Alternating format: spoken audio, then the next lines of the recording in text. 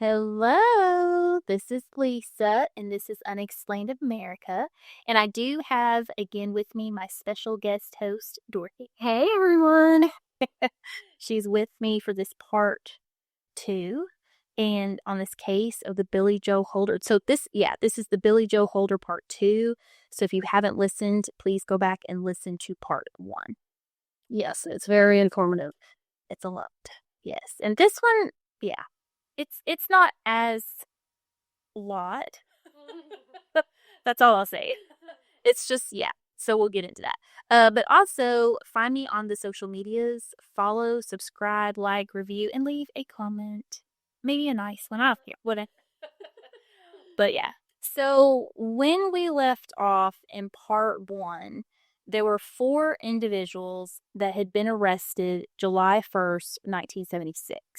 And this was after a 5-month investigation by the Arkansas State Police and the FBI. And all 4 individuals were charged with capital felony murder.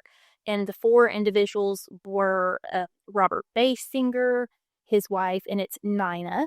I did thank you guys for letting me know. So Robert and Nina Basinger, and then Charles Dye, and then a Norman Sutterfield. So those were the 4. And kind of at the same time as the arrest, and this is a case file dive, although I will say there was a lot less information coming from the case file, so to speak, in this part 2. So the case file really covered a lot more of that 5-month investigation that led up to July 1st. And then the rest of the case file really had a lot of just newspaper clippings and articles. There were pictures and such, and I will post. But yeah, it's a lot less case filey. Okay. Yes, just to kind of give a warning. But there were like 2 items in the case file. It was 2 different interviews, and this was the investigators involved was the FBI and Arkansas State Police on this.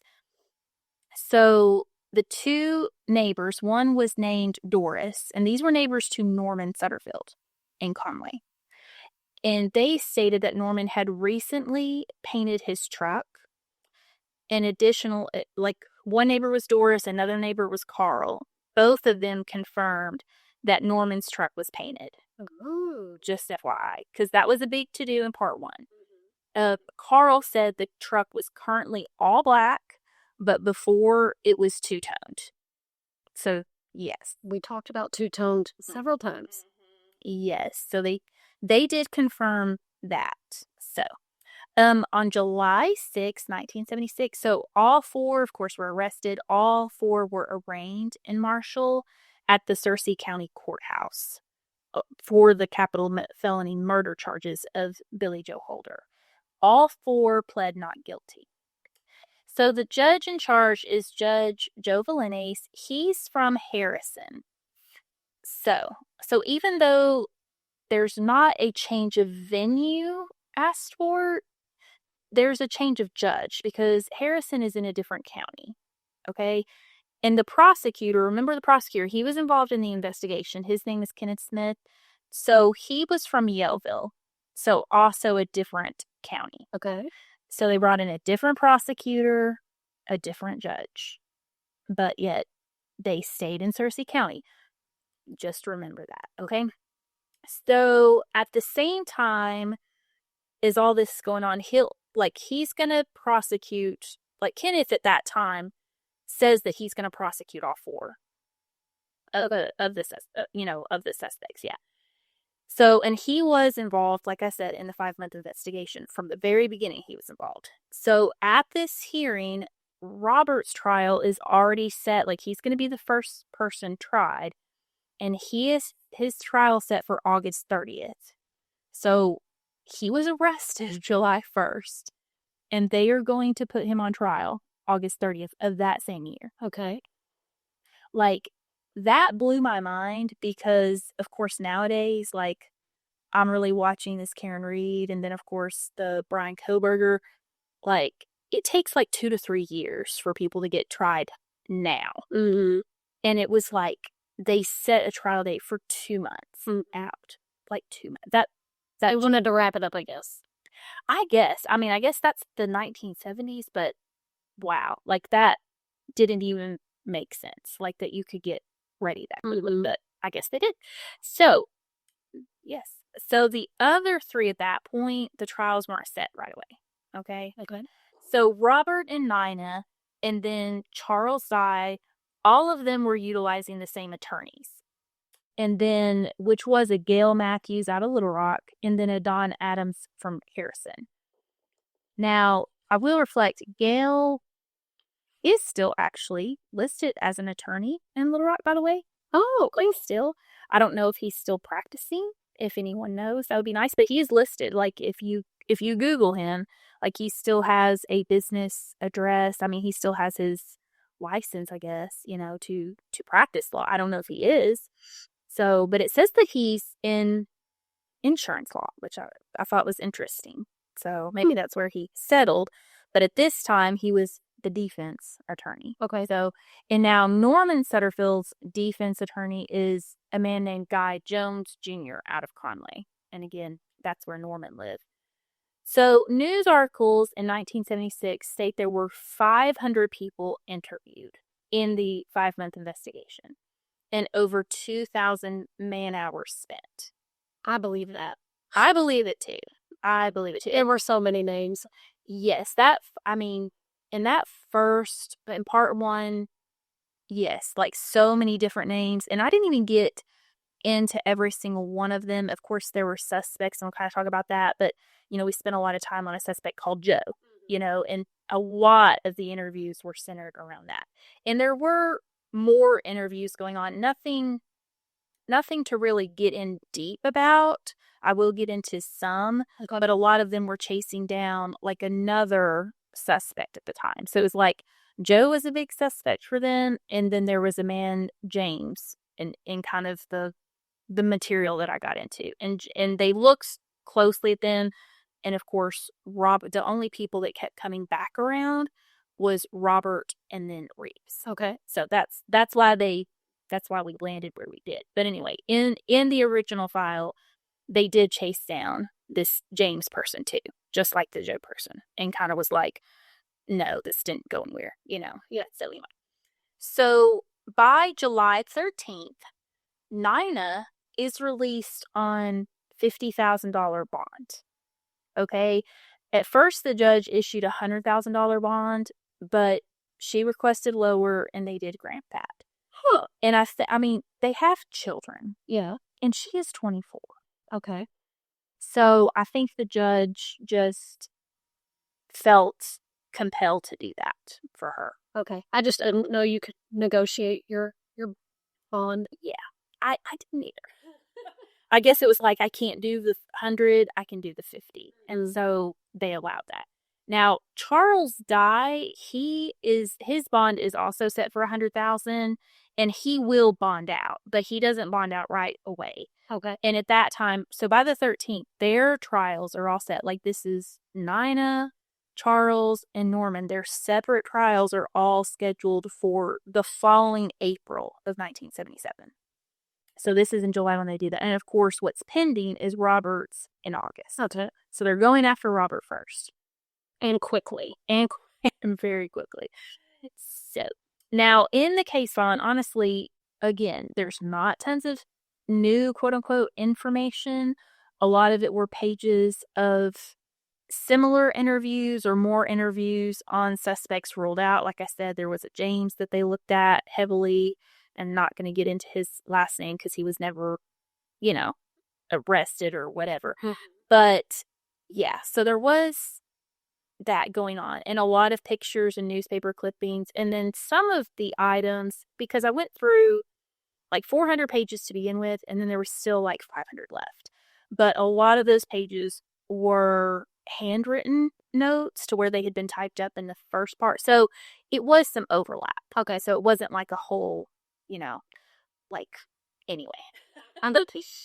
So that's where I was at. But okay, so now there were, however, notes in June.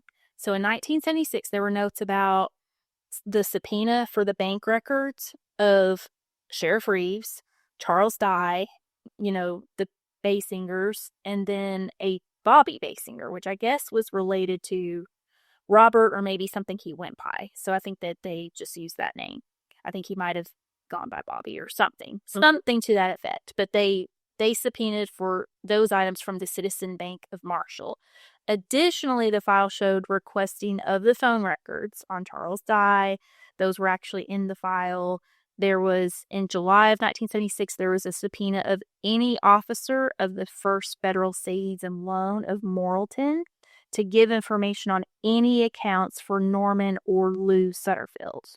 So, and Lou was like his wife's name. Okay. So they were looking at these people's accounts. Now, in the file, they had a lot of redacted information, and so there was not any bank information in the file, of course. So I never saw the actual bank statements. I just see this notation about it. They're just checking into their finances to see what they've got coming in. And well, yes, and they were looking for, and it'll get into it, but they were looking for money switching hands. That's what they were trying to get to. And I think they got some of it, but not all of it. So again, phone records, bank records. So before the trial began for Robert, I'll just call him Judge Joe. Okay. So he bans the press. I mean, because this is a huge to-do. Mm-hmm. Huge. He bans the press from coming to any pre-trial hearings. He tells everybody security is going to be really tight because there were a lot of upset people, obviously. This is a very, there's people upset on the side of the Robert people, the Basinger people, and then there's people obviously upset for the Holder family, and so there's a huge divide. And it's a close, small town. It's just a lot of drama, I'm sure. Oh, yes, and they're holding it there, which I'll get into my feelings on that. But anyway, so he tells everybody, hey, we're going to be checking for weapons because this is also 1976.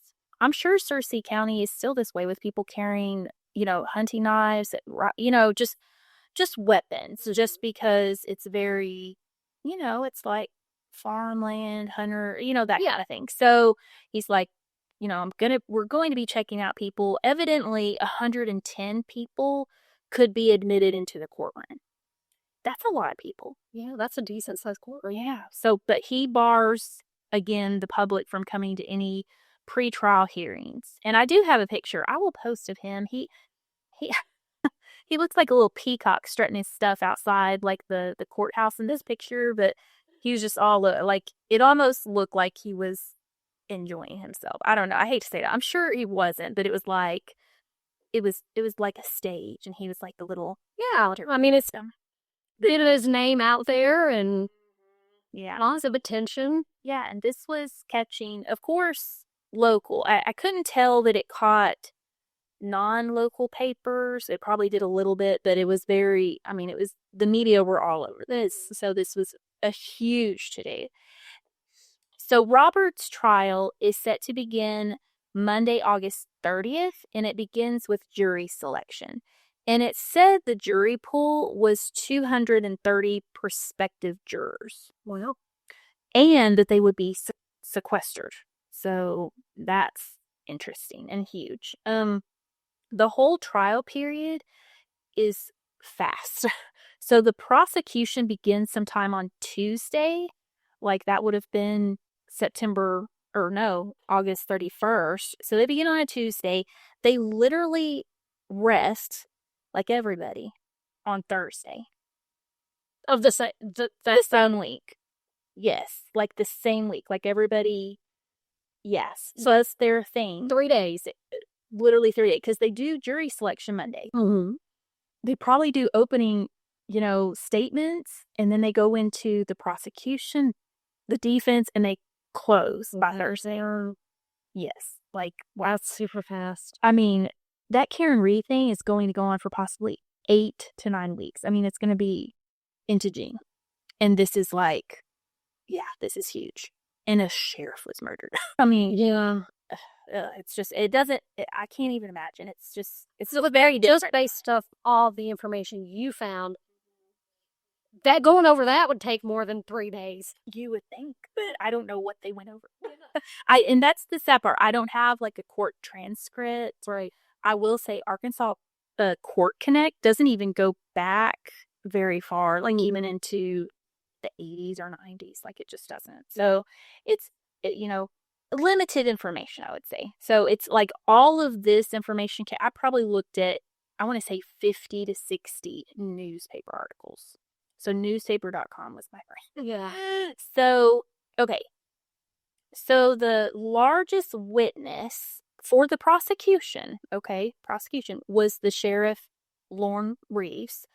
And during his time on the stand, he states, to everybody that Robert told him, and this is quote unquote, I'm going to kill that redheaded SOB, meaning Billy Joe Holder. And I didn't realize he had red hair, but I do have a picture. I will post that, and it's fantastic. But anyway, his red hair is fantastic.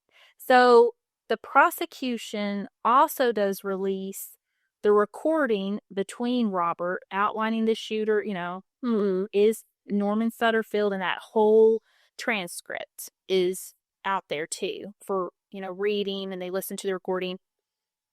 There are 2 surprise witnesses also called by the prosecution, a Mr. and Mrs. J.C. Baker. So they state they saw Robert and Nina and another unidentified man in a pickup truck 1 mile from the Holder residence the day of the shooting.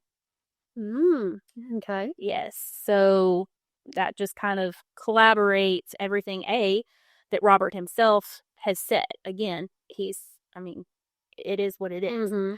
So with the Reeves being, he's the main prosecution witness. Right, which in the last part one, we kind of ended, they had him wear a wire. Yes, and all that. Okay. And that's the recording. So they play the recording of that conversation, plus they give a transcript of it. Okay. So the jurors are seeing that.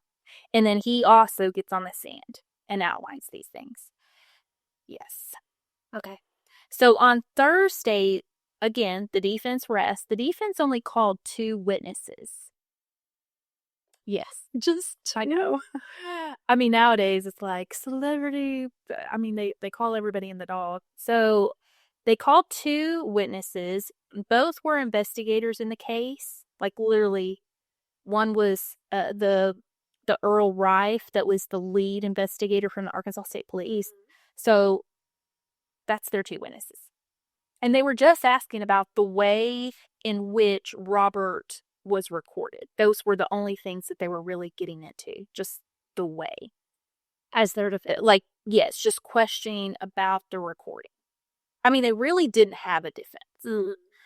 And that's very apparent. So the defense rests, this was Thursday, the defense rests around 3 p.m. or so. And then the jury, they go into deliberations. So they do deliberate for 5 hours or so. They come back at 8:30 with a guilty verdict. So he is literally tried and everything, guilty by Thursday. 3 days. 3 full days. So they would really 4 full days. But again, that was jury selection. Yeah, that was jury selection. Yeah, it's crazy. So they would decide on the sentence of life imprisonment without parole. So the prosecution had asked for the death penalty, but, they went with this lighter sentence, if, so to speak. Now, Billy Joe's wife, June, and the kids, they were in the courtroom at the time, and I'm sure that was just, this whole thing was horrible. And June had to be a witness. I mean, she was there. So she had to be on the stand and relive it all every day. Yes.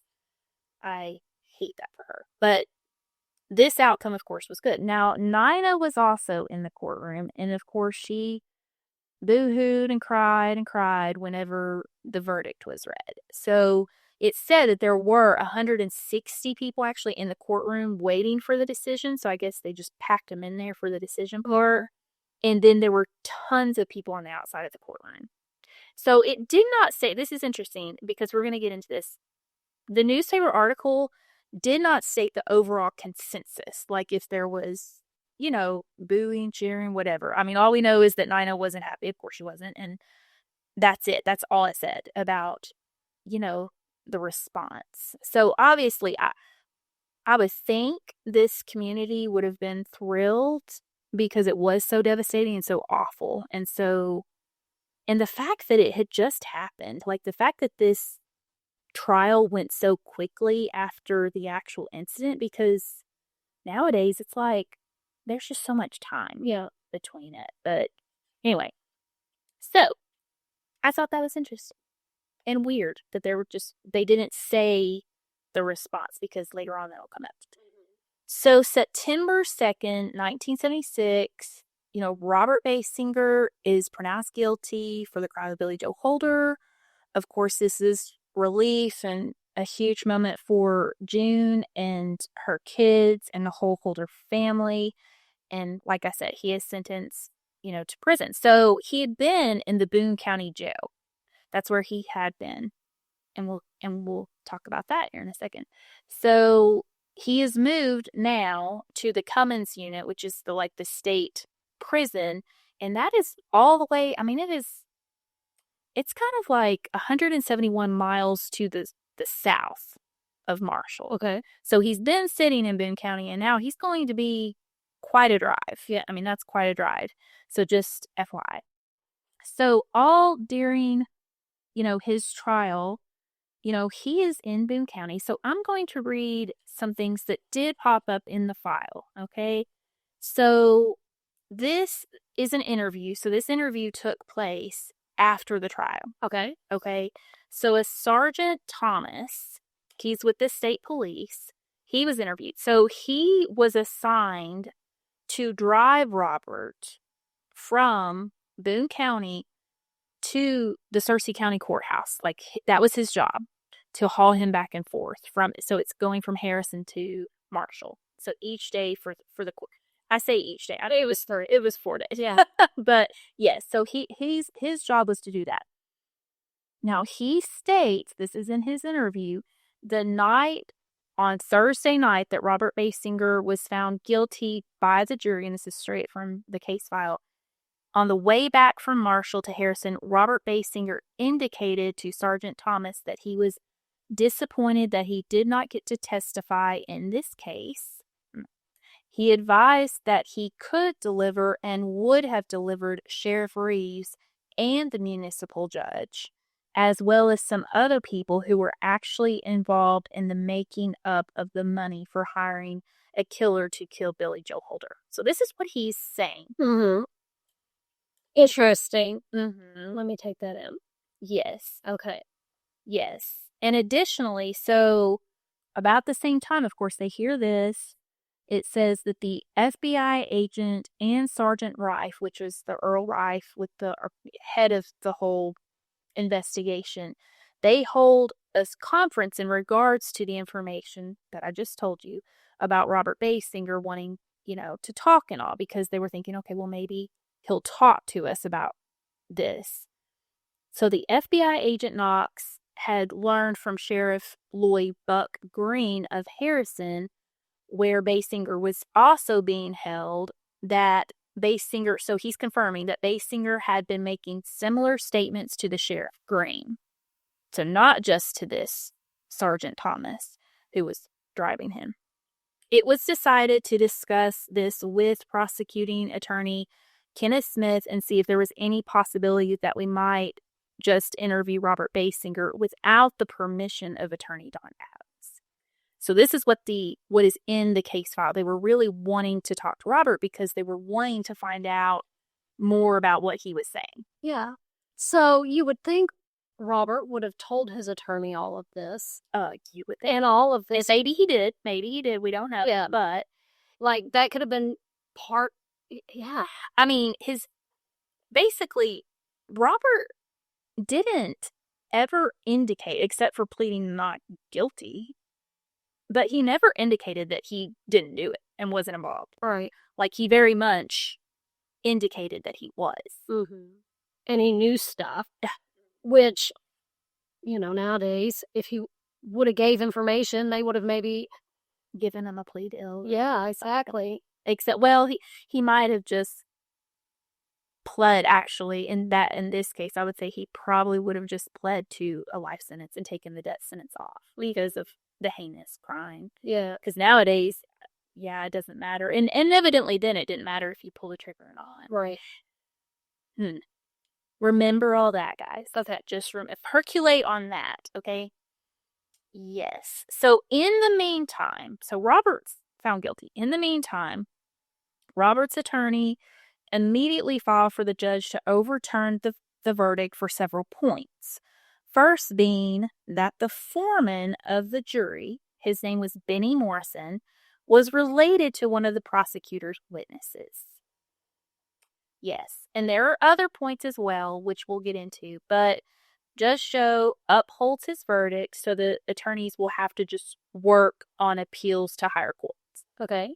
Because the judge is like, I'm okay, whatever. Like, he just doesn't address that. Okay. But I would think that's an issue. So, and it will be. So now Judge Joe, in the meantime, has set the trial date for Norman for October 18th. I mean, we're talking right behind the same year. Okay. And they have an omnibus hearing, which is just, and they do that on the 15th of October. So an omnibus hearing is just like a pretrial hearing to kind of get all the questions out of the way, like it's supposed to make the trial more streamlined. I really don't know how they could streamline 4 days, but yeah. So they do, in Norman's case, they do request a change of venue for Norman's trial. And this will be approved, the change of venue moving to Boone County. They should have done this on every single one of them. We'll get into that. But anyway, by December, Norman is out on bail. His bail is $250,000. And he at first wasn't granted bail. So by December, he's out on bail. Just okay. why. So his was higher than the rest. Yeah. Okay. Like, Robert didn't get bail. Possibility at all. Obviously, they were going for the quickest trial date ever. Right. But yes, the other ones, Mina got off with $50,000 and then Charles with $100,000. Okay. But Triggerman Norman got $250,000. The fact that he even, anyway, okay, is what it is. So in conjunction with all of this going on, at the very beginning of like them being arrested, so prosecutor Kenneth Smith had mentioned in a press hearing that more parties could be charged. Well, those more parties that would be charged is Sheriff Reeves. Okay. They charged him. So instead of Sutterfield actually going on trial October 18th, Sheriff Reeves is served with an arrest warrant via the county coroner. So they have to get the county coroner because he's the sheriff. Right. So the county coroner, his name was Thomas Martin Jr., so he actually does the arresting of Sheriff Reeves. So stating that he's being arrested as accomplice in felony capital murder of Billy Joe Holder. Okay. Mm-hmm. It gets real deep. So, additionally, in the case file, there is an interview and a statement by Kenneth Smith, the prosecutor, about an incident that happened November 18th, 1976, where, and this was just a little tidbit, guys. I'm just throwing this in there because it was interesting to me. I'm sure it'll be interesting to you guys. So, Sheriff Reeves drops by to a Hugh, I'm not going to say his last name. His first name was Hugh. And advises Hugh, and this was in November, he advises Hugh if he didn't stop spreading lies about him, he would need to get himself an attorney. Like, so he goes to this man's house and basically calls him out, like, to come outside and upset. So this man is an older man, so evidently he upsets this Hugh and Hugh ends up in the Boone County Hospital with chest pains. And so all of this was reported to the investigators. So anyway, a lot was being said. There are articles, evidently Sheriff Reeves knew what was coming down because he even had told them, like, I give you a week to come arrest me. Or, I mean, he was just blowing smoke at the investigators, but he heard on the grapevine that they were coming after him. So I mean, he's sheriff, so he's hearing everything from everybody. Oh, well, yeah. And he wasn't quote unquote surprised. But he does put up property. So he does meet the bond, the $250, and he's out on bail. Okay. So Judge Joe asked to be removed from his trial. Like, Judge Joe requested to be removed from that. And I 100% understand that. So they assign the trial to a Judge Randall Williams, and he comes from out of Little Rock. So all of this is happening and pending an actual trial for Sheriff Reeves, like, of December. Okay. So they set a trial date of December 13th at first. So in the meantime, Kenneth Smith is asked, like, if he wishes to try the sheriff first or Sutterfield. So this is up to the prosecutor. So Kenneth makes the decision for the sheriff to, because he wants him out of the way before he goes after Sutterfield. That's what he says. Now, a little tidbit, Kenneth Smith retires. And I guess he knew he was retiring. Like, he goes out of prosecuting. So he retires. It looks like he retires by January of 1977. Like in the middle of it all. Like in the middle of it all. Because they had set Reeves' trial for December. So I really think he thought he was good. Mm-hmm. But it got pushed. Yeah. Yes. So Sheriff Reeves, so now they've got a new prosecutor. I mean, I can't believe he didn't just stay on to see it out. No. Like, and I'll get into all of my feelings, but it is a darn shame. Because, yes, it's, yeah. I feel like from that point forward, no offense to who comes about, yeah, I don't think that things go as smooth. So, okay. So Sheriff Reeves' trial as accomplice is set for February 21st because, of course, they have a new judge, they have a new prosecutor, so they have to get at least a little time. So it was pushed back. So the new prosecutor, at first, I really couldn't tell where he was from. He's not from Marshall. He's from Harrison, I believe, but it's a Jerry Patterson that is the new prosecutor. Now, he does have an assistant prosecutor with him, which is like a Gary Isbell. He comes from Little Rock. So it's not like these prosecutors were necessarily Marshall County, but anyway, at first I was thinking he was, but he was not from Searcy County. Just, I'll put that in there. Fact. But anyway. So a little side note, Robert Basinger, they wanted to talk to him because of all his statements. He declines to comment or testify against Sheriff Reeves. So he completely changes his mind on that. Why? I have my thoughts, and I think you will too, in a little bit. So now Jerry Patterson, he states that the trial will show Reeves failed to make an effort to prevent the murder of Billy Joe Holder, and in the testimony, Agent Jack Knox of the FBI will read a statement that was literally written by Reeves that states he knew that Robert Basinger was going to have Holder killed. Like, it's in a statement that he himself wrote. Yeah. Yes. So, yeah. And we'll get into this. Basically, Reeves did not tell anyone anything about Robert until 4 months into that investigation. So 4 months after Billy Joe was killed, all of a sudden Reeves is talking. That is all that information to himself.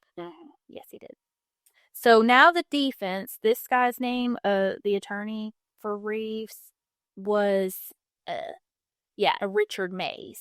So Reeves' he had an attorney he had said he was using, but I guess they turned him over to this Mays. Because it was actually an attorney for the county. And I guess they were like, no, I'm out.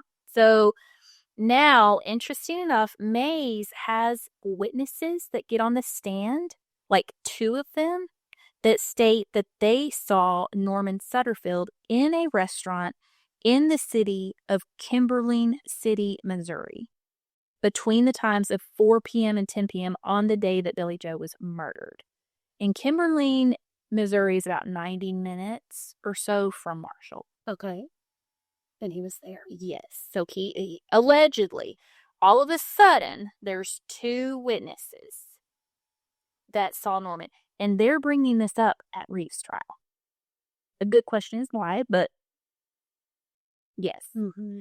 So now Reeves takes the stand in his own defense, and this will be something he does, and he explains how he actually assisted the FBI in Robert's conviction and how they needed him for that conviction, which I agree. He also stated that he was scared of Robert, and that is why he didn't come forward sooner. And again, he waited 4 months after Billy Joe was killed before coming forward with the He's the sheriff. He is the sheriff. If he has information, he should be forthcoming. I mean, you would think he would. Yes. It's so frustrating. He's not good at that job. He goes on to state that Robert told him he would have Billy killed if the money was right. So he tells this, quote unquote, this is from him. He says, quote unquote, from Robert, the little redhead had hit him one too many times and he was going to kill him. And Reeves further alleged on stand, and I say alleged, he told Robert not to do, he says that he told Robert not to do it and to stop bootlegging. Mm-hmm. Also, the taped conversation, they talked about that. And then June, so the taped conversation did come into play in his trial, and then June got on the stand as well. So she was present, she was a witness. And that's just poor June having to sit through and endure all this nonsense. Again and again. And of course, she's a law enforcement. She understands. She's a strong woman, but I hate it for her. And she's just trying to get justice. So it's just sad. So February 25th. So within 4 days, both sides rest their case again.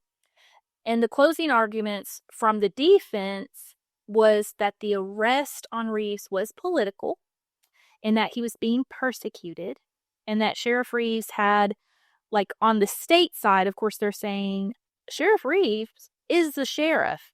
He has a lawful duty to protect and failed to do it.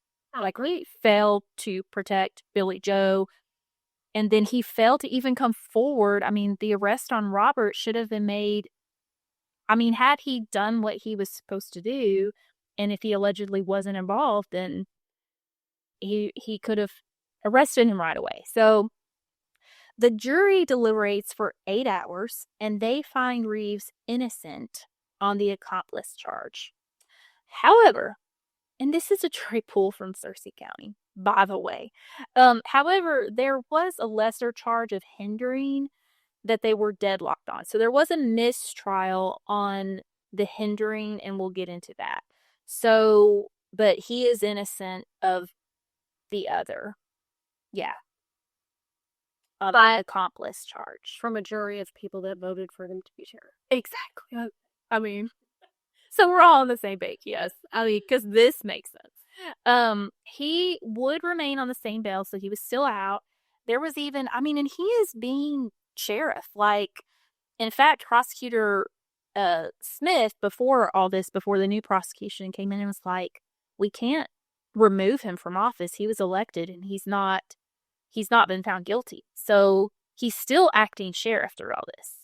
That's so crazy. It's insane. You would think, in today's world, I would like to think that there would be an acting sheriff. He would be suspended with, out pay or something. So, yeah. Something. So, but yeah, he's acting as the sheriff. Now he's innocent of the accomplice, but he is still going to be tried. He's still not out of trouble for the hindering. So now, okay, so we're at the end of February 1977. We have 1 conviction of the initial 4 arrested. Now we had 5 arrested because they added, Sheriff Reeves, and then 1 standing conviction so far. So this is where we're at. So after the fiasco of Sheriff Reeves' trial, the prosecutor, that Jerry, he drops the charges against Norman. Drops them. What? Drops them. Yes, like literally. This is by April. I'm gonna say they're dropped. The charges are dropped. I mean, That's crazy. yes, like no words. Shortly thereafter, the state, Norman's are dropped first. They haven't even dropped Nina's and Charles. They dropped theirs. Zero explanation in the file. Zero explanation from the newspapers. All they say is that they dropped the charges without prejudice, meaning that they could file again.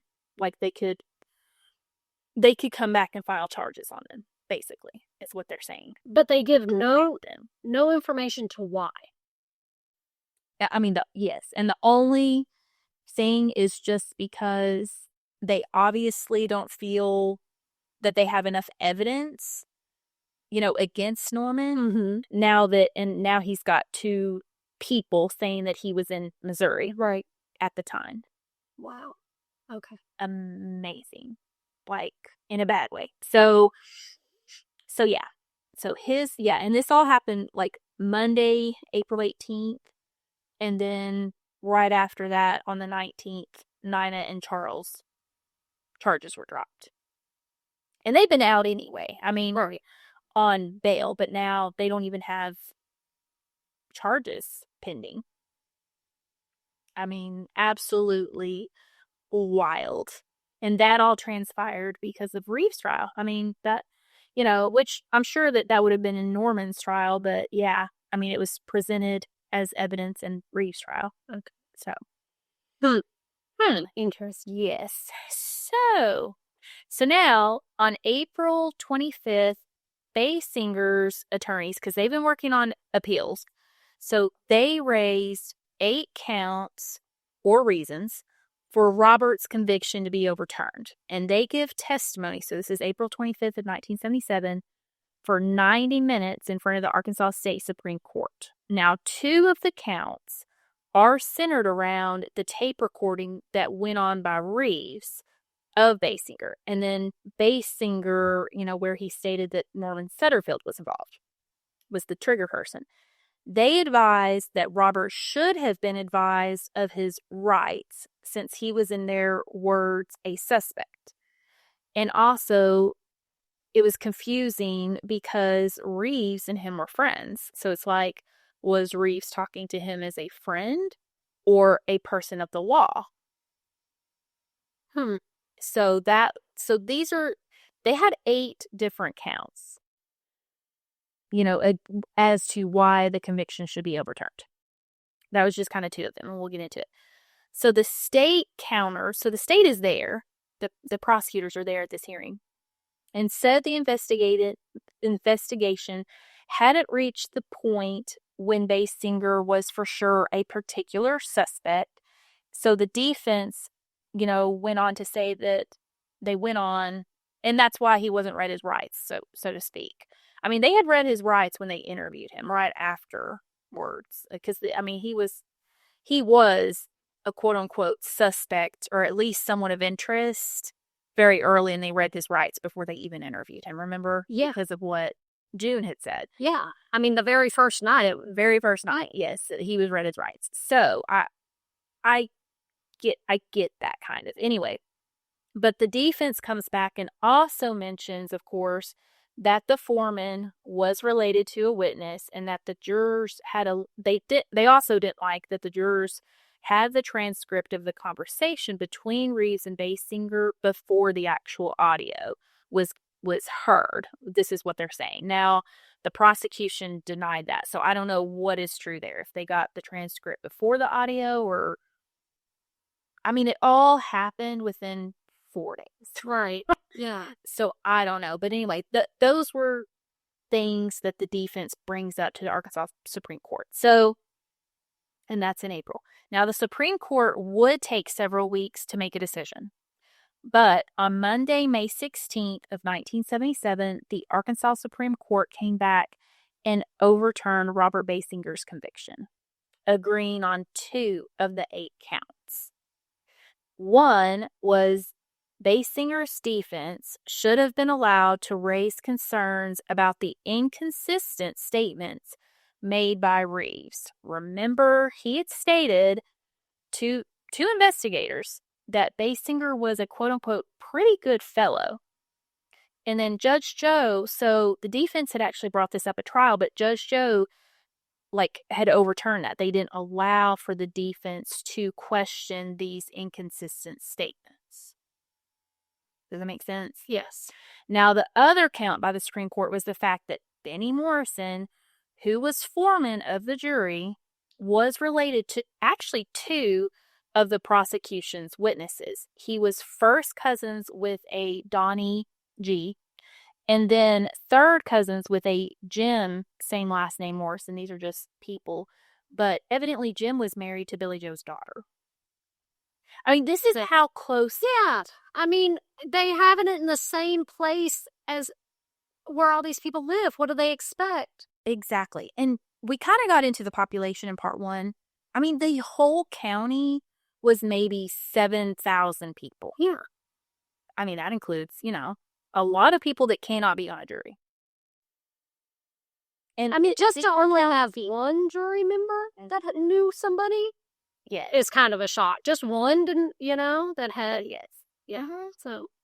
So literally, so both of them were subpoenaed in the case. It's not clear if both of these people actually testified, but they both were subpoenaed. They both were related to the foreman. Okay. And he never said anything. Benny never said anything. So for sure, it's crazy. So for sure now, Robert is cleared. He would be retried, but can you imagine this blow to June and her family? And I'm sure it's just devastating. I mean, God is the charges on the others, and now he's gone too. Mm-hmm. So no one at this point, now we're, in April 77, over a year later, nobody's been convicted. I mean, 5 people have been arrested, 0 convictions. Now, see, it's just crazy, absolute crazy. So at this point in time, so now we're in May of 77. So at this point, you have 2 retrials scheduled. You have the retrial of Sheriff Reeves, and that one is put for June 20th of 1977. And then they've scheduled Robert's retrial for June 27th. I mean, do you think that's going to happen? Anyway, I'm like, that is crazy. So this is just, I guess they just have to put a date on it and then go from there. So that's the plan right behind all this. So upon his conviction being overturned, Robert is released from the state prison and he's moved back to Boone County. So he's still arrested. And this is just a little side note. So on May 24th, he had a failed suicide attempt. So evidently he was at the Boone County Jail. Some inmates heard him moaning. They call for the guards, who find him bleeding. They took him to the hospital and he received stitches. And the doctor said the cuts were on his wrist were very superficial. They weren't, So evidently, and this is all in the newspaper, guys, articles back then. So evidently Nina didn't go to court on Monday before this happened, which she was always at court. She always showed up for his court proceedings, but there were rumors that she was going to divorce him. And then I guess after he got back from court, he tried to call her, she wasn't answering. So this was his cry for Nina to look at him, I guess. So this is what he decides to do. Because they were very superficial, you say. They were superficial cuts. So he was just trying to get her attention because he heard she wasn't happy with him, not showing up for court, he couldn't get a hold of her, and so. Now, this happened May 1977, so he is actually, he hasn't had bail this entire time, but by June 1st of 1977, Robert is released on bail, and he was able to meet the $100,000 bond. All these people, I will say, they don't have, I mean, these are farming people, farming community. They don't have a lot of money. They put up property. This is how they're making bond. So, yes. So basically everybody's out on bail. No one is being held accountable for any of their actions, which were very clear that they did. So Sheriff Reeves, who, by the way, this whole time, again, still acting as sheriff, so on June 22nd, 1977, a jury in Marshall, yes, Marshall, where he's the sheriff, they find him innocent of hindering in the apprehension and prosecution of Basinger. So that's what he was on his retrial for. Okay. So they find him innocent. The prosecutors, again, that Jerry Patterson and Gary Isbell, they conveyed written statements by Reeves and conversation by Reeves, with the law enforcement, and the defense calls Reeves to the stand. I guess he was one heck of his own witness, because he got himself off on two different things. That he conveys that, again, on this same trial, similar as the other one, that he was scared of Robert Basinger, and additionally, he didn't trust the state police. That's why he didn't go to them. He says he is a Republican and they're all Democrats. So this is why he didn't say or do anything when Basinger made it clear he intended to have Billy Joe Holder killed. He's the sheriff. Oh, no. But if somebody says, I'm going to have this person killed, the first thing he should have done was arrest them. Yes, seriously. But they were friends, Dorothy. I mean, they hung out. This is like backwoods stuff. And I've had so many awesome people reach out to me from Searcy County or connected to some of these people involved. And I think you guys are awesome. I think things are totally different. I pray that they're totally different out there. But a lot of people commented that Searcy County was very much like the Wild West. You had bootlegging, you had people running around, and there's just more, but it was just the Wild West out there. People shooting at people. Obviously, poor Billy Joe got, a shotgun to the face. It's absolutely absurd. It's very wild. When you look at it from that perspective, it looks very Wild West. And then everybody's related. There is no law. I think Billy Joe was the closest thing that they came to having a real sheriff that actually followed the law. Right. Obviously Sheriff Reeves didn't. And yeah, there was a lot of issues. There was even an article that came out after all this that literally spoke about the fact that all these elections were rigged. Everybody was just buying votes. And I'll say, even when I did the White County Courthouse deal, back then, it was just said, yeah, you literally had one, if you were running for something, you would literally give people a ham or a bottle of whiskey as they went to vote. Yeah. As they walked in to vote. So it was happening, and unfortunately it was happening still in the 70s. I think White County was doing a little bit better. Searcy was a little behind. I don't know. I'm sorry, Searcy County, but yeah. It was the Wild West. Yeah. And a lot of people had said that about it. So, and it sounds just very are you kidding me? This sheriff of this county is in front of his county in the county courthouse getting to be his own defense. And his defense is that he's a Republican. And they were all Democrats. Well, that's the reason. I guess, too, something I see, if it would have been Billy and somebody would have said, I'm going to have this person killed, I feel like he would have done something. Oh, yes. 100,000%. Even Wild West, Billy would have been better. Yes. I think Billy really cared about the law. I do. And we're going to talk about him, but just in some of the things we had talked about in part 1 and even a little today,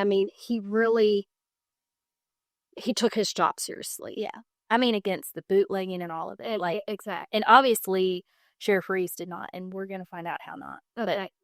There's more, I know, but it's frustrating. I'm like, doing this case and going over this information was so maddening. And I just had an episode, the Nancy Zanoni case that I did, and that's out for you guys to listen to. But it was maddening too because it was like no one paid for the crime, Right. and it was like this. It was very obvious that you did the crime. You said you did the crime, but you didn't pay for the crime. So it was just, oh, it was frustrating. So that's his defense, and he's just really good at defending himself, I guess, against his people that voted for him, that he paid for probably. So the jury literally deliberated for 25 minutes. 25 minutes. Yeah. And they came back with him being innocent. This podcast is going to be more than 25 minutes. Oh, gosh. A lot more, especially between two parts. So for now, Reese is totally cleared. I mean, he is innocent. He can't be retried on this. I mean, he is done. Will he face more challenges and charges down the road? Oh, yes, he will, and we'll get into that. But not on this. Okay. He is done. He is cleared. In the wake of this now, we have Robert's the retrial, also scheduled in Marshall, scheduled for June 27th. Well, Judge Joe, he comes back because of this. He's like, there's no way. Like, no way. He pushes Robert's retrial, stating that the state needs some time and space between the Reeves acquittal that is too prejudicial to try Robert right now on the heels of this. So they push him, like Robert's retrial, to the following year. Okay, so not going to happen in June 77. In the following year, Judge Valeni's, Judge Joe, so he actually ends up having a heart attack. So a new judge has to be assigned to the case. So this is going to be a Judge Ernie Wright, and I believe he's out of like Little Rock area. A little side note here, while Judge Valeni's was recuperating, remember Kenneth Smith? Yes, the prosecutor that left us high and dry. No, he had retired from prosecution, but he went into like he was a judge. So he actually took over Judge Joe's cases for him while he recuperated. I thought that was interesting. I wish he had stayed a prosecutor a lot longer, but anyway, he didn't. So, however, he was not going to hear this case. Like, he was like, I was too involved in it, so I'm not going to hear any of Judge Joe's cases that I had prior knowledge of. So he was just covering the ones. So that's why. Which that makes sense. Oh, yeah. I mean, I would think that would be prejudicial. And Judge Joe even had pulled out of Reeves' trial. So with the changing of this, now we're being pushed even further. So the retrial of Robert is now going to begin June 18th, 1979, which seems, I mean, especially for the 1970s of it all, I'm sure it's like, okay, well now this happens over 3 years ago, 3.5 years ago. I mean, everything's different. You have a new judge, a new prosecution, new everything. Things have fallen apart, and now it's just crazy.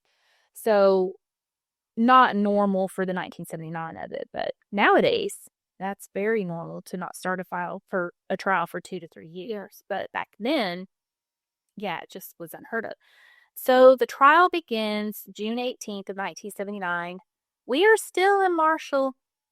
I mean, we have a different judge. We have the so-called prosecutors, not from the area, but it's the jury pool. I mean, the jurors are still Searcy County. And Sheriff Reeves is still the sheriff. And of course, he was very good at being in the newspaper. He was obviously he was a good witness. So he was a big talker. He was good at lying, and he was good at talking, and we'll get into all that. But so you've got him running around as the sheriff. Yeah, that just doesn't bode well for any of this. It's just, yeah.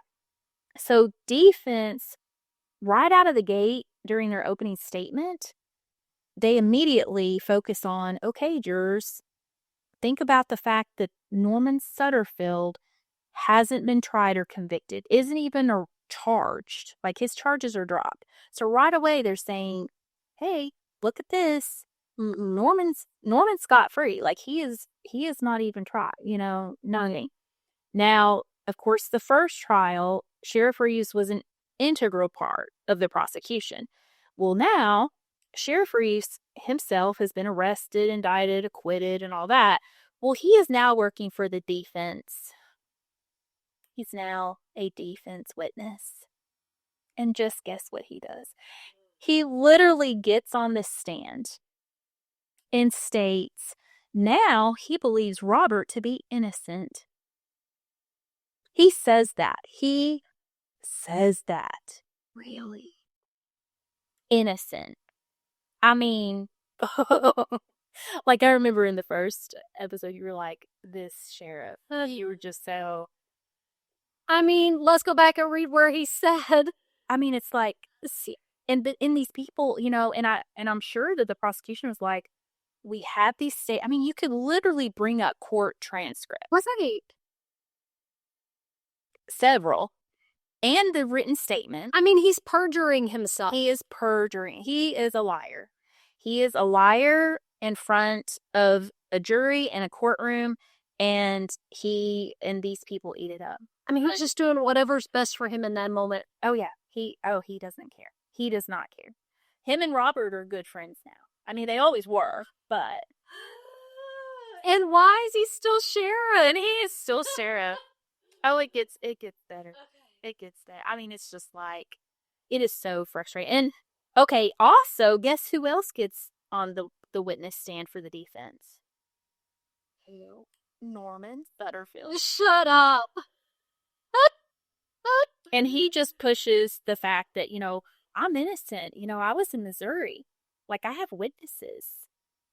And evidently he produces documentation. Who knows what kind of documentation? I mean, this is the 1970s. It's so different and it's so hard for people to comprehend. But, like, if he just had evidently he had some cash deposit. He had 2 different cash deposits in his account. I think one was like $700 and one was $1,200. These were not in the case files. These are actually mentioned in newspaper articles. But evidently he did have cash deposits around the time that Billy Joe was killed.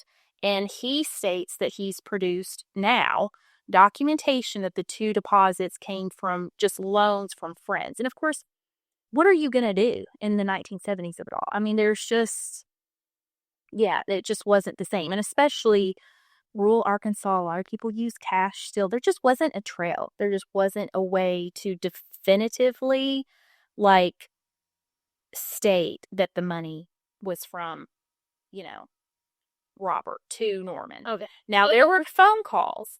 Uh-huh. But of course they can't say, well, we didn't talk about that. I mean, there were phone records showing that Robert phoned Norman. Like, all that time period before Billy passed. Mm-hmm. There was evidence that money had been taken out of, like, a savings account, evidently of Robert's. Okay. So there was, again, it's just the 19th. And you said 1,200? One deposit was like 12. So basically he wasn't depositing all the so-called money that he allegedly got. Okay, because I'm like $1,900 to murder somebody is like not a lot. No. Mm-hmm. Okay. Yes. Okay. So yes, but so evidently there were some documents, but obviously nothing concrete. Nothing concrete, especially because all of it together was like a, when you had Sheriff Reeves conversations when he was quote unquote kind of telling the truth, and then I mean you had that whole recorded conversation, so all of it tied up together. But now everything's unraveled. I mean, everything's unraveled. I mean, this is witnesses and a crack show. It's a crack show, and again, I'm gonna go. I hate to bring up that Nancy Zanone case, but that man had produced false witnesses to get him out of another murder. Yeah. So do I believe that he was in Missouri? No. Yeah. No. That's ridiculous. Right. He never. And he admitted out he was arrested. Exactly. That would have been the first thing. I wasn't here. I go talk to people here. Yes. That's So these witnesses came forward. How many months later? A little bit of time. Yeah.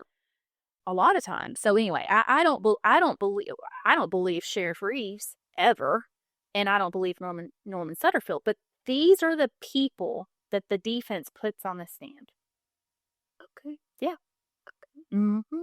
So literally by Thursday, it starts on Monday with jury selection, but literally by Thursday, the 21st, the defense and the prosecution rest. The jury comes back with the verdict the same day and acquits Robert Basinger of the murder of Billy Joe Holder. And according to a newspaper article, people applaud. Now, I don't know who these people were, if it's a lot of applause. I told you that nothing was said in the first. Yeah, I'm like, we're getting applause for this, but during the first one, we get nothing. Yes. Now, absolutely the most disgusting thing I've ever heard, like for applause for that. But evidently, Nina was in the courtroom. And I'll kind of get into this too, but Nina was there and she was, I'm sure the applause was her or for her. And I will say, if you're looking at this from the outside perspective, I mean, she looks like a little girl. She was like 24, you said. She was 24. I mean, that is... And they look like just a little sweet cut. They have young kids. I think she had an infant daughter. Mm-hmm. I mean, they really, yeah. I mean, 24 is young. It's young. It's very young. It's very young. So, absurd, disgusting. I will say, I had the blessing of talking to Billy Joe Holder Jr. and his wife Sharon, and then his daughter Amy. So I did get an interview with them. And I had a lot of questions, and I'll kind of get into it, but they pretty much June did not go to the second trial. I think she probably had to take the stand again. She did not stay. She was not there. I think that some of the family was there, and Billy Joe had 9 siblings. I knew that there was a lot of kids, and we kind of talked about that in the census. I could see that, but he had a lot of family, and a lot of people were upset about this. Yeah. So when it says applause, I think there could have been some, probably just for Nina. Well, poor June. I mean, the crap she's been put through all this, in the wishy-washy, back and forth, and she knew from the beginning. I mean, Sheriff Reeves showed up at her house, and she was like, yeah. And she knew. I mean, she knew. She called it. Yeah. I wouldn't want to be around any of those people. No, I wouldn't either. So here we are, frustrated. It's 1979. June's love of her life is gone. But, Billy Joe's kids are fatherless. His grandkids won't get to meet him. I mean, that's the bottom line, people. Right. I mean, regardless of... And Robert, again, it wasn't a question of innocence. It was not a question of innocence, guys. Like, this is not a question of innocence. So he said what he did. So the question is proving it, of course, in the 1970s of it all. And unfortunately, they just... Because, I mean, recordings still... Yeah, I mean, it's just... Yeah, well, especially when you have people lying and perjury, it's just crazy. So, insult to injury here. So Reeves, they're evidently, and I didn't realize this, so the sheriffs, I think now it's longer, but they had to get elected every 2 years. So Reeves has an election in 1980. Oh yeah. Be ready to be just like cursed. Okay. He loses at first, but during a recount, I'm sure that during a recount, he wins back the county. Are you crapping me? I'm not. And this is 1980. I mean, who knows if that recount was legit? I mean, he lies on stand. I mean, he lied in front of everybody. God, the county, everybody, he's a liar. And these people, these poor people. And evidently, when you look at, and this was a question that I had for Amy, politics was very huge, and you can kind of see that in here. Well, I'm a Democrat. Well, I'm a Republican. Well, Billy Joe was a huge Democrat. He was huge in the Democratic Party, and then Sheriff Reeves was Republican. Nowadays, when we have an election in my county, like when I see the numbers, like our county's huge. Like we have a large county. Like barely, I don't even know, 1/10 of the county shows up to vote. Maybe. Yeah. Well, evidently everybody voted. And I mean, it was like a to-do. Like everybody was very political in Searcy County, and I would say to their own demise. Right. But everything was political to them. and evidently in that time frame. I don't know about now. I know here, you can't even, like, a city, you're not even supposed to say what party you're a part of, or like that's not a thing, but in that time frame it is very, very huge. I think, obviously, but I was not there for all of this. Obviously, right? We were. So everything we're getting is based off of records. Yes. But I'm looking at it and I'm like, okay, if I was here for all that, how would I feel? No, I know how I would feel. And I'm like, there is no way. Like, he shouldn't have even been allowed. And I think I would feel the same way now. If we had a sheriff or somebody in a political office that had went through that in our small town, like, I don't feel like, whether I believed he was innocent or not, that he shouldn't have been able to run. But our law, I mean, he wasn't convicted. I mean, I guess I get that. I don't know. I'm just so, this is crazy. It gets more crazy. Okay, we'll see. Believe it or not, it gets more crazy. So, but it's just, it's mind-boggling. And again, it's very frustrating, and yeah. So it's sad. It's really sad. So he wins the county. He is still sheriff in 1980, which means he's going to have a 2-year term. Okay, so like we were saying, so, no matter how you slice it, this is terrible. The legal situation of, murdering a former sheriff is, and then, you have this person allegedly involved, and pretty much involved. I mean, it wasn't, again, none of this has been a question of innocence, is actually reelected. Not to mention, Sheriff Reeves, he had legal battles of Billy Joe Holder by this time, but he was also involved in something else in 1978 before this election, which makes this even more mind-boggling. And really, I guess, attests to the fact that he's a good liar. Like, people must have really loved this man or not had a lot of choices, because in June of 1978, he had battled charges of unlawful distribution of 8.6 ounces of marijuana. A man named James Collins had alleged he had purchased the marijuana from the sheriff. The sheriff would, of course, like he always does, testify in his own defense, and he was acquitted. So not only is he faced, before this 1980 election, he was on trial for being an accomplice and then the hindering, but also for unlawful distribution of marijuana. And they elected him. I mean, they believed in him. I would love to know what he was paying. I don't even understand it. Like, it's insanity. However, I know this is so ridiculous, but in 1983, however, Lauren Reeves goes on trial this time, but this time the charges were conspiracy to distribute and sell marijuana.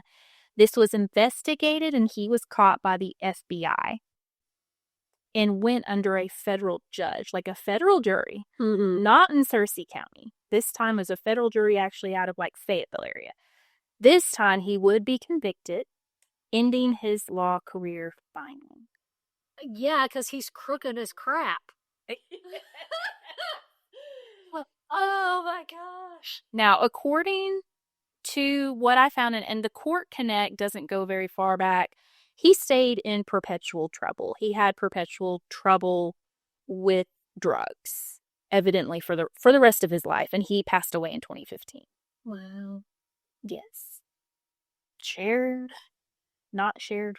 So I wonder if he had all these problems before he originally became sheriff, or if the power of being sheriff and being able to get away with stuff made it easier, Yeah, maybe so. It would call us there. I have, and in fact, I've had some people reach out to me that, were related or whatever. So yeah, I would love to know if his troubles even started before he was sheriff. So, but he definitely was troubled, and he faced the rest of his life. He faced charges and battles, and yes. So in any of that, did he admit anything about previous things that we know of? Not that I can see, no. Now, Norman Sutterfield, because I kind of wanted to look at everybody, like what what happened to them after the fact. So Norman Sutterfield in 1979 in August allegedly, and this was something that happened to him allegedly. So someone placed Spence Holder's car at Bert Sutterfield's house. So Bert is Norman's dad. He lives in like the big flat area, which is near to Marshall. Okay. Norman had been living in Conway, but Bert, like, he's from this big flat area. So Spence Holder is one of Billy Joe's brothers.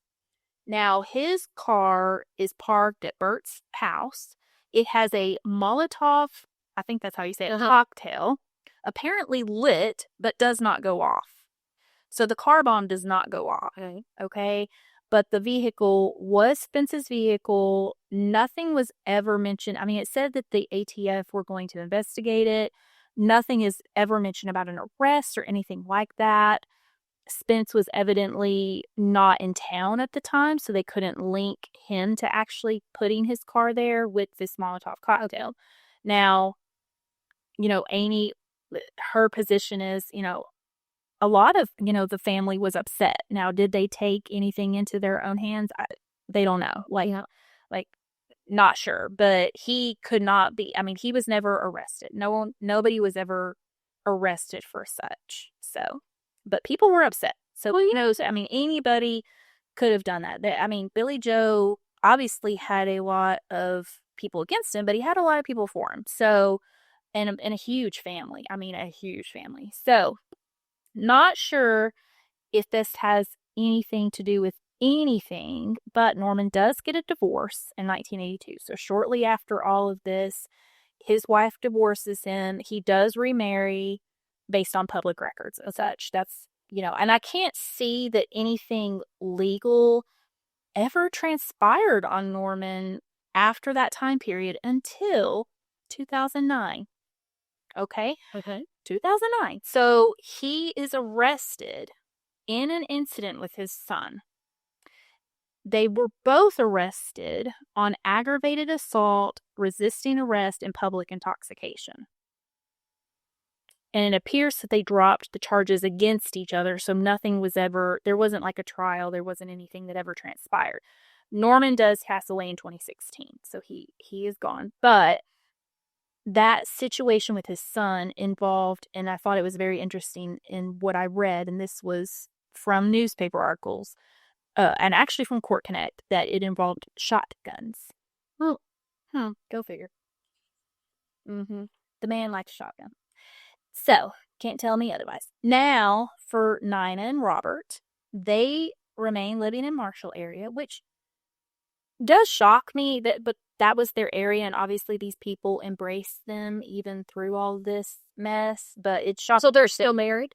Oh yeah, they stayed married. They stayed in the area. They, obviously from the start of this story, we know that they come into Marshall. They live, they continue to live and do in Marshall.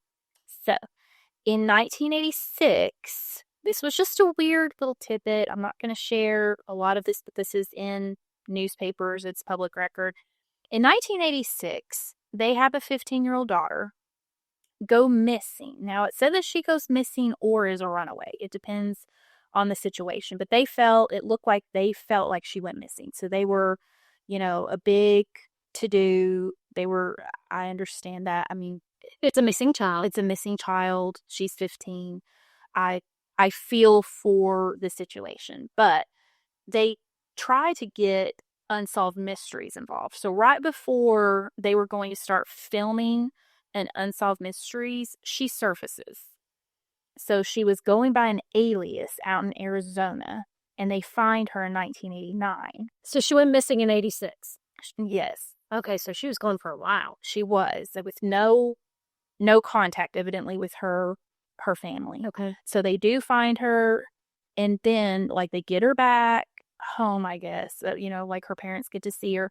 She ends up being indicted on felony charges. I don't know, obviously she would have been 18 evidently by that time. She was 15 when she left, but she was they filed felony charges from Arizona. So she faced a lot of issues from that situation. And that's all I know about it and all I'm going to say about it. But they went through that. And So did she run away? Or did... Okay. I'm not going to say. The newspaper said missing and runaway. Like both. But obviously, there was a lot of weird there and all up in the newspapers. I mean, Robert and Nina definitely didn't mind being in the newspapers with all of their stuff. So I need to look. Yes. So I'll get you some articles. But yes. So Robert himself, while out on bail, so this was after his conviction was overturned and when they let him out on bail, he was allegedly, and this was an article, he was allegedly shot at. A person passing him on the road in Marshall tried to run him off the road and then allegedly shot a shotgun at him, breaking the glass windshield. Evidently, he had a ton of cuts. He wasn't harmed or killed. This happened in that would have been after his conviction in 1977. So after it was overturned. So this was all reported by Sheriff Reeves in the newspaper. I think we all could care less about all that.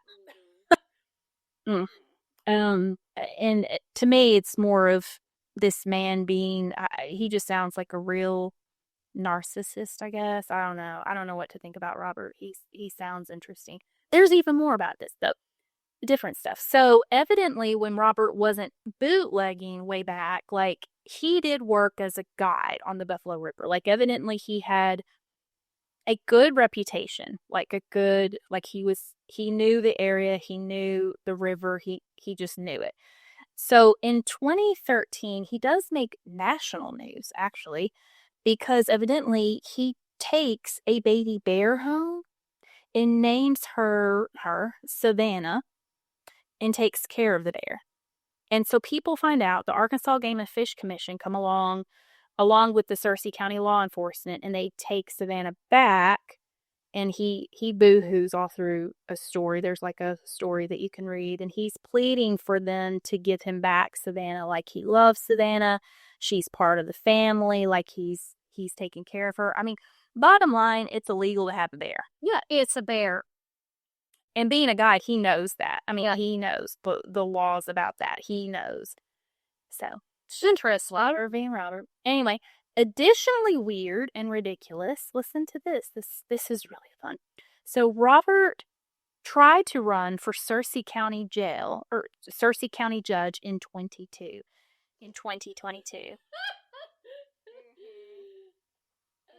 Yes. How did that go over? Okay, interesting enough. So evidently there were 4 people, at first there were 4 people running, which one of them was the incumbent judge who had his own legal issues, and evidently Robert beat him out and another person. So Robert made it into the final 2. But luckily, the Searcy Countyans, they voted for a man named Tony Horton. So he beat Robert, and he is still the judge currently in Searcy County. I mean, but he made it to the second place out of 4. I mean, what year was that? 22. This was 3 years ago. Not even, because it would have been anyway at the end of the year. I mean, the crazy keeps on going. I mean, who knows what he has told himself about his past? I would love to know, but right. I mean, it's 50 years has gone by now. Right. And I'm thinking of the younger generation who is now the ones that are voting, and maybe they don't know as much. That younger generation told us in that gas station about him. I mean, that's true. I don't know. Okay, interesting. It's very interesting. Now, I will say so when this all came about, of course, this was there was news articles about this. I mean, literally, there's one right now that I'm looking at. So, they went to Billy Joe Holder Jr. and asked him about it. And of course, does he live there?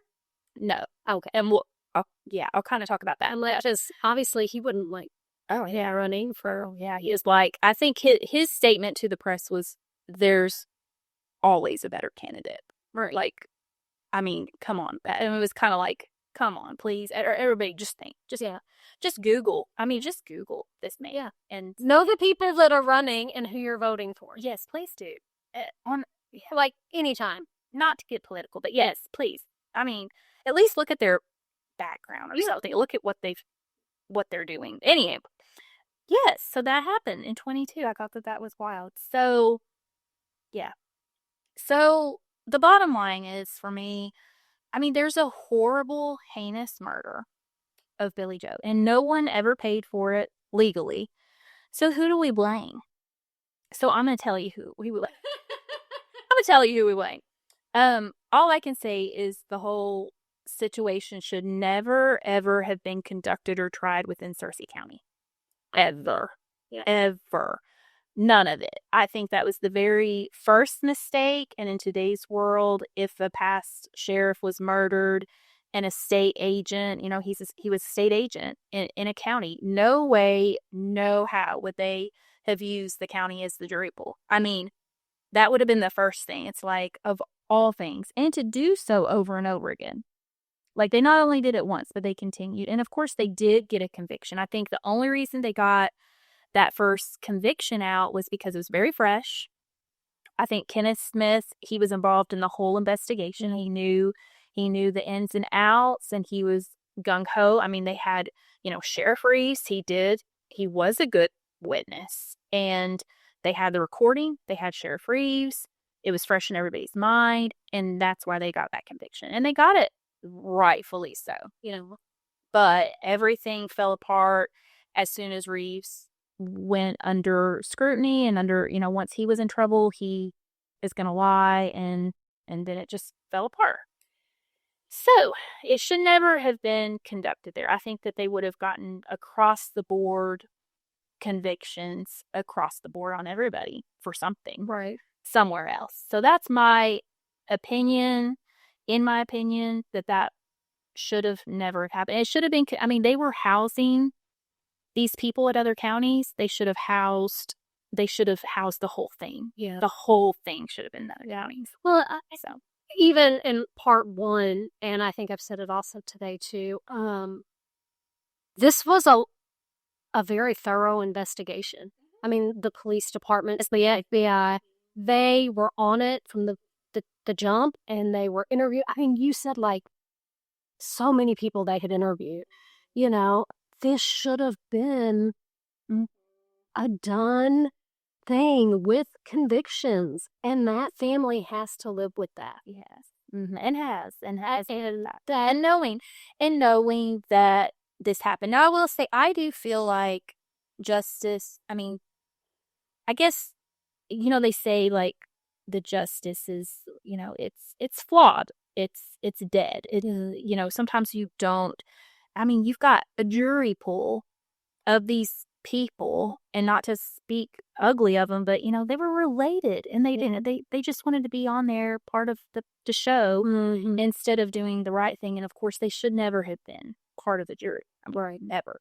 But it's just sad that this has happened. So I don't know. I mean, I do feel like everything was gung ho, and then after the prosecution retired, the Kenneth retires, it all goes south. It went south. And really with Reeves, they probably should have waited to do Reeves last. I mean, and go in order. I feel like, but Norman was working on his alibis. I think he, you can't tell me anything different. These were alibis that he paid for, and you can't tell me anything different. Right. So, I mean, yeah, it was definitely not an issue of these people being innocent. They just got away with it. So, on all levels.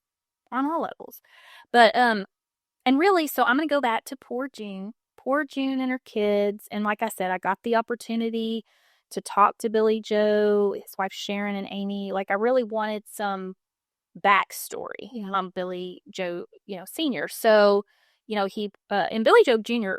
was a state trooper.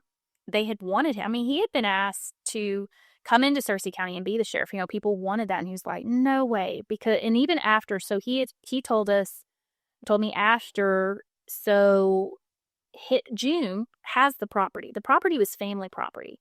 And they did build that house. They built that house there, but it was on the family land. And so June sold and moved to be with Billy Joe Jr. in the 80s. Okay. But he had to drive, like he's a state trooper, and he had to go through town. I mean, the only way to get to June was to get to the house was to go through town. And so people would buy, they'd be like, well, they would complain about him driving through like he was, like monitoring the town or something. So there was just a lot of, people that still, because Sheriff Reeves, he's still sheriff in the early 80s, and until 83 when he's finally convicted. Thank goodness. But anyway, I mean, so they had to put up with that. And of course, she gets out of there. So June is out of there by the 80s, but of course, there's a lot of family there.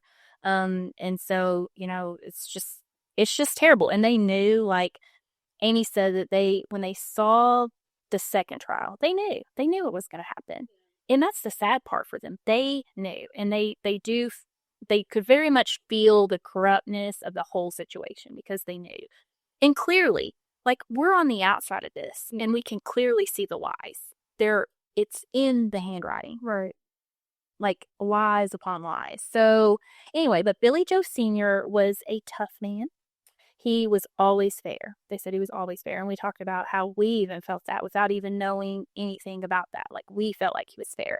And he really looked out for everyone. Like, they would tell me some stories. Searcy County back in the 70s had a reputation of discrimination. And so Billy Joe, Sr., like when he was sheriff, like he would always keep, every man, woman, and child safe. And so there would be some people, of color, like traveling through the county, and he would literally like escort them, like get them out of the county, get them to where they were going safely. Like, he cared about the law and he cared about all the people. And I was like, that is so touching. Yeah. And like I said, he was one of 9 children. Obviously his siblings were distraught. Did they want to scare? I mean, you can imagine. I mean, there was beef. There was probably some serious beef going on between all parties. Oh, yeah. So even if, Robert got off legally, there's beef.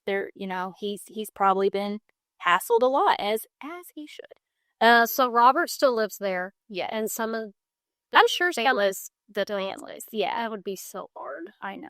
Just love it. But Billy did go to school up until the 6th grade, because we kind of talk about that. Like, they had a farm. He worked the family farm. He was in the Navy during World War II. And his family just talks about how, like, he never raised a hand to his kids. Like, he was very gentle, but he was stern. And he had a temper. I mean, he had red hair. Yeah. I thought that made sense. I'm like, he had a temper. Like, he was and evidently when he was younger, he was a fighter. Like, he wouldn't back down. Evidently he liked to fight, and he also didn't mince words. Like, you knew where you stood with him. Like, he didn't mince words. So, but he was he was just a strong, he was a lawman. I really see that. June didn't end up remarrying. And Amy would kind of ask her, I know, I mean, she was a young woman, so Amy would ask her, hey, I don't know what she called her, granny or grandma or whatever, but she's like, why don't you ever, get remarried? Why didn't you? You were only 45. I mean, she was only 45. And she said, and this is so sweet, she said, I had a lifetime of love with your grandpa, and I want to spend time with him in heaven. That is so sweet. To me, that sums it all up. A lifetime of love. And today is my 20-year anniversary. I posted. I will say, again, many people reached out to me very kindly on this case. I would love to hear more from anyone, all you Searcy Countyans. We've described back then as like the Wild West. And it was really, like, a lot of you said this to me, is really an unlawful place. And this case really proved that point. Like, it was unlawful. I mean, it was terrible. I'd love to think that it's totally different now. It's a beautiful county, a beautiful place. I hope you're all doing much better 50 years away from all this. So yeah, back then, like, going through that file, when it came to physical evidence, there was not a lot of physical evidence. I mean, they had bullets. They didn't have fingerprints. In fact, there was a statement in the file about the fact that they couldn't get fingerprints like off of the window. And I will share, there's some pictures in the file. I'm going to share these pictures. I'm going to share this stuff. And if you have any questions, like, let me know. But like, there wasn't a lot of physical evidence. Like, you had to kind of, I mean, they tried their hardest. They did a good investigation for the time, but they just, in when it counted, they didn't have the evidence to put these people away. Right. Like, especially when they all started to started to lie, create alibis. So it just was a different time and place. So do we all pay for our things? I really believe we do. We don't always pay in this life, but you pay. You do the crime, you pay. What is it? You do the crime, you pay the time. I don't know. Yeah, I don't know. So, but anyway, well, that's it. That's all. And then on another note, I think it was pretty awesome. You said the son is a trooper. Billy Joe Holder. He was, yes. So that's pretty awesome that he carried on. In the endorsement. Yeah, I don't know if any more of the family members, are in law enforcement. I don't know. Like, can you imagine how hard it was to make that decision when your family suffered and never got a conviction and all that, I mean, I would think that's hard, but it's also like, hey, I want to help our system. Well, I will say, so Billy Joe Jr., I mean, he was probably in his late 20s or early 30s, so he had already been in law enforcement at that time, so I think it was just in his blood to, continue on. But yeah, I mean, and he was, and it does make sense to me that a lot of people were like, hey, we would love for you to come clean up this county, like your dad. Oh, and a little tidbit. So, and I didn't really think about this. I mean, this is a small situation. So whenever Billy Joe and June were like sheriff and wife, they lived at the jail.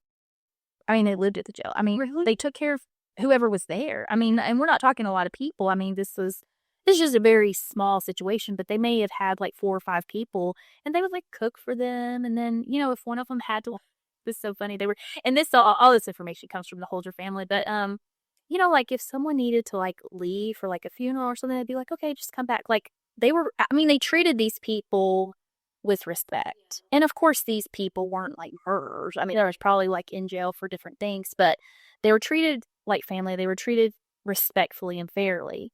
And they took care of them. Like, Jim would fix dinner for like everybody. Reeves wasn't doing that. Reeves was too busy selling 8.6 ounces of marijuana illegally, evidently. I don't know what Reeves was doing. He definitely was not caring about the law.